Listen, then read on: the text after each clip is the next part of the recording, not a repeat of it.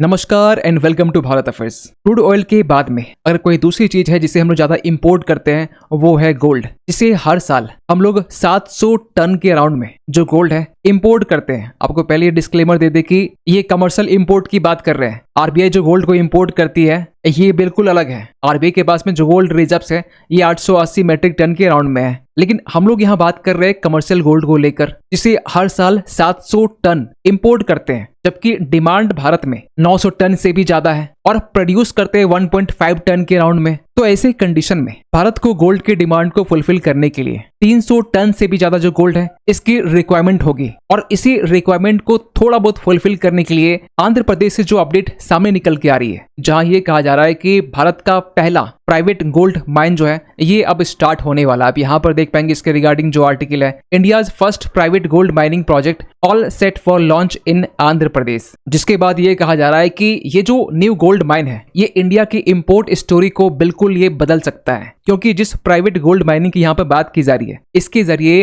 हर साल 1000 KG ton में कहे तो 1 टन के अराउंड में गोल्ड को यहाँ पर प्रोड्यूस किया जाएगा। जिससे होगा ये कि हमारा जो फॉरेक्स रिजर्व्स है ये भारत से बाहर नहीं जाएगा, जिससे 70 से लेकर 80 मिलियन जो डॉलर है ये हम लोग सेव कर पाएंगे। खैर इस पर तो हम लोग बात करेंगे, लेकिन जहां पर हम लोग प्राइवेट माइनिंग को बढ़ावा दे रहे हैं वहीं दूसरी तरफ गोल्ड के जो इंपोर्ट है ये फाइनेंशियल ईयर 2025 से लेकर 26 तक में ये 24% राइज के साथ में ये ऑल टाइम हाई को ये हिट कर चुका है। सो इन्हीं सब चीजों को लेकर हम लोग इस वीडियो में डिटेल से बात करने वाले, लेकिन बात करते हैं शुरुआत से। तो रिसेंटली हुआ ये कि आंध्र प्रदेश का कुर्नूल डिस्ट्रिक्ट जहां पर जोनागिरी जो विलेज है, इसी विलेज में एक जोनागिरी गोल्ड प्रोजेक्ट इसे स्टार्ट किया गया है, जिसके बारे में कहा जा रहा है कि ये अपने आप में एक हिस्टोरिक शिफ्ट है इन इंडियाज माइनिंग लैंडस्केप, क्योंकि सिंस इंडिपेंडेंस ये पहला large scale private sector gold mining initiative है जिसके जरिए प्राइवेट प्लेयर के तरफ से यहाँ पर गोल्ड माइनिंग की जाएगी। कहा यह जा रहा है कि ये जो जोनागिरी विलेज है, जहां पहले ये कंफर्म हो चुका है कि यहाँ पर गोल्ड के रिजर्व्स है और 598 हेक्टेयर्स के अराउंड में जो जोनागिरी प्रोजेक्ट है इसे यहाँ पर माइन किया जाएगा, जहां geo Mysore services India private limited और डेक्कन गोल्ड माइंस लिमिटेड जो कि first private sector gold explorer है, ये दोनों मिलकर जोनागिरी गोल्ड प्रोजेक्ट में माइन करने वाले हैं। और कहा यह भी जा रहा है कि ये अपने आप में एक स्ट्रक्चरल शिफ्ट है, क्योंकि 2015 से पहले जहां प्राइवेट सेक्टर के जो पार्टिसिपेशंस है ये बिल्कुल ना के बराबर हमें देखने को मिलते थे, लेकिन 2015 के टाइम में mines and minerals development and regulations इस एक्ट को अमेंड किया जाता है, जिसके बाद में ऑक्शन बेस्ड अलोकेशन जो है इसमें इंट्रोड्यूस की जाती है, प्राइवेट सेक्टर पार्टिसिपेशंस को यहाँ पर लाया जाता है और ट्रांसपेरेंट लाइसेंसिंग को यहाँ पर प्रमोट किया जाता है। और अगेन 2021 के टाइम में इसी एक्ट को अमेंड किया जाता है, जिसमें कैप्टिव माइनिंग जो रिस्ट्रिक्शंस है इसे हटाया जाता है, यहाँ तक कि एक्सप्लोरेशंस को लेकर इंसेंटिव्स यहाँ पर देने की बात की जाती है। और इसी का परिणाम है कि आज के टाइम में जो प्राइवेट प्लेयर है ये कुर्नूल के जोनागिरी विलेज में एक लार्ज स्केल में यहाँ पर माइनिंग कर पा रहे हैं, क्योंकि अब तक पब्लिक सेक्टर्स का ही डोमिनेंस हमें देखने को मिलता था, चाहे हुट्टी गोल्ड माइंस हो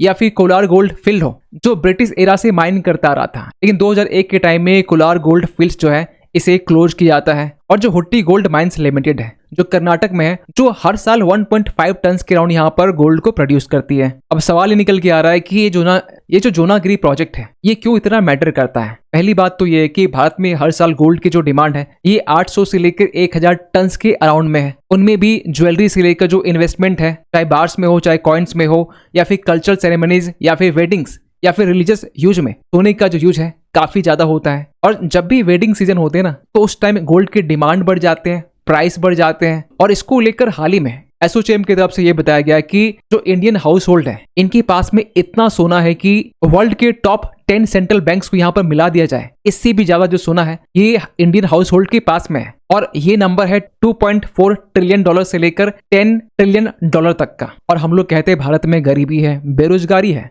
खैर अगर गोल्ड के इंपोर्ट की बात करें तो हम लोग अपने 90 से लेकर 95% जो गोल्ड है हम लोग इंपोर्ट के जरिए फुलफिल करते हैं। और क्रूड ऑयल के बाद में और इलेक्ट्रॉनिक्स को भी अगर ऐड किया जाए इसके बाद में भारत गोल्ड को सबसे ज्यादा इंपोर्ट करता है अगर वैल्यू टर्म्स में बात करें तो। और आप देख पाएंगे किस तरीके से 2021 के टाइम में 1050 टन से ज्यादा हम लोग गोल्ड को इंपोर्ट किए थे। फिर ये जो नंबर्स है धीरे धीरे घटता है 2022 के टाइम में, 23 के टाइम में, 24 में अगेन यहाँ पर 900 टन का जो सोना है ये हम लोग इंपोर्ट किए हैं। और हर साल इसकी जो कॉस्ट आती है ना ये 35 से लेकर 50 बिलियन डॉलर की आती है। फिर अगर आपके दिमाग में ये सवाल निकल के आ रहा है कि ये जो गोल्ड है ये कौन सा गोल्ड है और आरबीआई यहाँ पर कौन सा गोल्ड को इंपोर्ट करती है, देखिए आरबीआई यहाँ पे जो गोल्ड इंपोर्ट करती है इसे मॉनेटरी गोल्ड कहते हैं। और जो बाकी बैंक्स हैं जैसे कि SBI, HDFC, bank of Baroda, ये सब जो बैंक्स गोल्ड को इंपोर्ट करते हैं ये कमर्शियल इंपोर्ट्स में आते हैं, जिसे नॉन मॉनेटरी गोल्ड कहते हैं। और इसको लेकर हाल ही में अपडेट निकल के आया कि गवर्नमेंट की तरफ से 15 ऐसे बैंक्स को यहाँ पर अलाउ कर दिया गया है कि आप गोल्ड को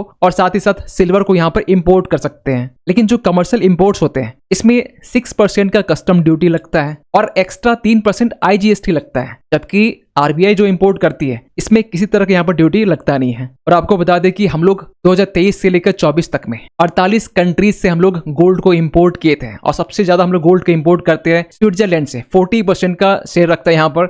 इसके बाद में UAE है 16% और थर्ड में यहाँ पर साउथ अफ्रीका है 10% के साथ में। अब सवाल ये निकल के आ रहा है कि जोनागिरी विलेज में गोल्ड की कितने रिजर्व्स हैं। तो जियोलॉजिकल सर्विस की तरफ से जो यहाँ पे एस्टिमेट दिए गए हैं उनमें से जो प्रूवन गोल्ड रिजर्व्स है ये 13 टन के अराउंड में है और टोटल जो पोटेंशियल है ये 40 टन से भी ये ज्यादा है। और ये जो जोनागिरी प्रोजेक्ट है ना, टोटल ये 15 साल का प्रोजेक्ट है, जिसमें ये कहा जा रहा है कि इनिशियल फेज में हर साल 500 से लेकर 750 केजी जो गोल्ड है इसे प्रोड्यूस किया जाएगा। और फुल कैपेसिटी की बात करें तो यहाँ पर 1 टन के अराउंड में, अगर केजी में बात करें तो 1000 केजी के अराउंड में यहाँ पर गोल्ड को प्रोड्यूस किया जाएगा। फिर आप बोलेंगे कि डिमांड जहां पर 900 टन के अराउंड में है, हम लोग महज यहाँ पर 1 टन करने वाले हैं और ऑलरेडी इसके पहले 1.5 टन कर रहे हैं, तो अब भी तो हम लोग 95% अराउंड हम लोग इंपोर्ट ही कर रहे हैं। तो ये नंबर अपने आप में काफी छोटा है, जी हाँ काफी छोटा है, लेकिन सिंबॉलिकली काफी इंपॉर्टेंट है। जो भी हो, आंध्र प्रदेश की न्यू गोल्ड माइन को लेकर ये कहा जा रहा है कि इससे हमारा जो इंपोर्ट स्टोरी है ये चेंज होने वाला है। ऐसा इसलिए भी कहा जा रहा है अगर 1000 केजी भी गोल्ड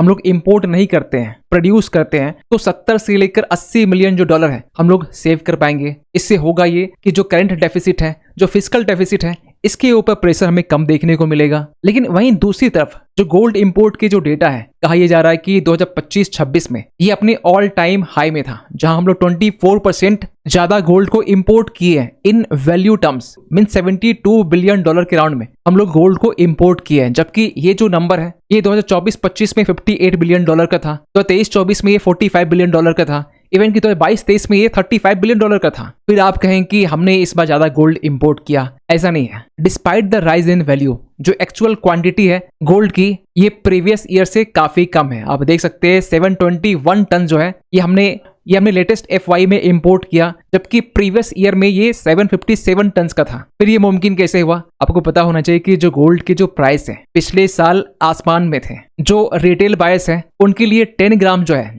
जिसे 1 तोला कहते हैं, ये 1,56,000 के अराउंड में था। ये आपके हमारे बीच की बात नहीं कर रहे हैं, हमारे लिए तो ये 170 के अराउंड में ही था। तो जहां पर वॉल्यूम हम लोग कम कर रहे हैं, लेकिन जो इसकी वैल्यू है ये हमें ज्यादा देखने को मिल रही है। रही बात गोल्ड रिजर्व्स को लेकर, भारत में जो गोल्ड रिजर्व्स हैं according to the World Gold Council, हमारे पास टोटल 518 मिलियन टन के गोल्ड रिजर्व्स हैं, जो फिलहाल अभी अनटैप्ड हैं। और इस रिजर्व्स में से हम लोग हर साल कितना प्रोड्यूस कर रहे हैं? 1.5 टन। और भारत में जहां जहां गोल्ड रिजर्व्स देखने को मिलते हैं उनमें से सबसे पहला नंबर बिहार का आता है, और ये डेटा दिया गया है PIB की तरफ से। इसके बाद राजस्थान जहां 25% गोल्ड रिजर्व देखने को मिलते हैं, कर्नाटक 21%, फिर वेस्ट बंगाल, आंध्र प्रदेश, झारखंड। लेकिन वहीं अगर वर्ल्ड की बात करें, जहां हम लोग जोनागिरी प्रोडक्शंस को मिलाने के बाद में जो टोटल प्रोडक्शन है एनुअली ये 2 से 2.5 टन का होने वाला है। वहीं चाइना को देखिए, आज के टाइम में चाइना हर साल 370 टन के राउंड यहाँ पर गोल्ड को प्रोड्यूस करता है। ऑस्ट्रेलिया इसके बाद में 310 टन के राउंड में, रशिया 330, फिर कनाडा,